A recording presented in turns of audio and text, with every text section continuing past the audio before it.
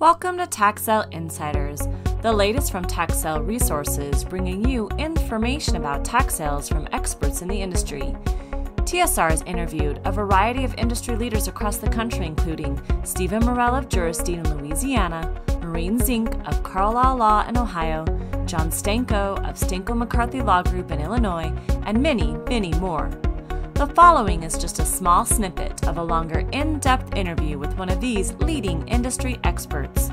We interviewed Austin Barnes, attorney at Sandhu Law Group based in Cleveland, Ohio.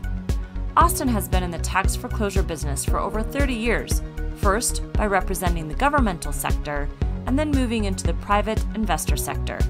In this clip, Austin explains a big difference between the bulk and negotiated sales and how important the affidavits can be. It's valuable information from someone who is a wealth of knowledge, so stay tuned.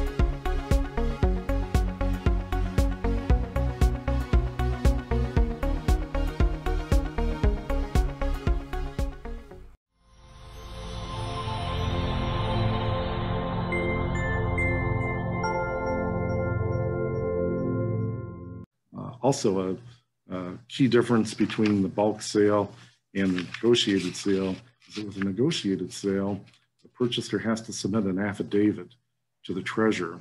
And there's a big pitfall, or potential pitfall, if you don't submit that affidavit. The penalty for that is failure to submit the affidavit renders the potential investor ineligible to buy the certificates.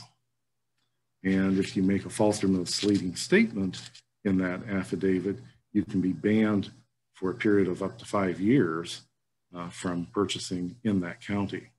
So there's a big potential penalty if you don't submit that affidavit. Interesting. Okay, so one thing I do love about this industry is the fact that I learn something, at least one thing every day, just because every state's different, and you know, even if you think you know a state, there's always little nuances. And I guess what I just realized, Austin, in your description is the fact that there's two different types of bulk sales in the right term, because that's actually one of the two types, but two different types of that sale that go on in Ohio, most using this negotiated sale, which sounds like there's a boatload of knobs and levers to negotiate that sale. And then it really comes down to the discretion of the treasurer to decide who's the winning buyer, right? Whether it's a premium they pay, you could be the best, bid per se, having the highest premium and the lowest interest rate. But that still doesn't mean you're necessarily going to win, because there may be another purchaser that has a better record or is willing to have a longer foreclosure period. I don't know what treasurers exactly look for, but there's a lot that goes into it beyond just a bid.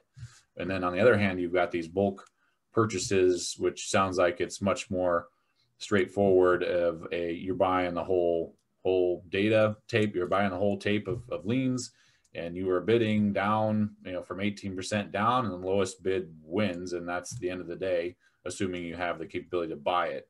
Do I understand that right? Yep, that's right. With the bulk sale, the treasurer has to take the lowest bid on the interest rate.